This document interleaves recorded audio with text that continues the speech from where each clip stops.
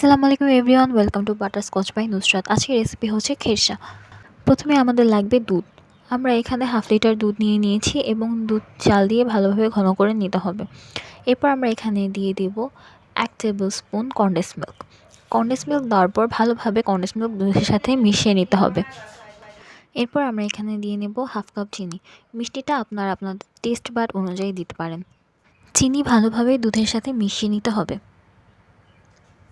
এবার আমরা এখানে দিয়ে দেব 2 টেবিল স্পুন চালের গুঁড়ো। এখানে দুধ ঘন করার জন্য আমরা চালের গুঁড়ো ব্যবহার করছি। চালের গুঁড়ো দেওয়ার পর ভালোভাবে নাড়তে হবে, না হলে নিচে ধরে যেতে পারে। এভাবে কন্টিনিউ নাড়ার পর যখন ঘন হয়ে আসবে, তৈরি হয়ে যাবে আমাদের খিরসা। ভিডিওটি যদি ভালো লেগে থাকে তাহলে লাইক, কমেন্ট, শেয়ার এবং সাবস্ক্রাইব করতে ভুলবেন না। আজকের মতো এই পর্যন্ত, দেখা হচ্ছে নেক্সট ভিডিওতে। আসসালামু আলাইকুম।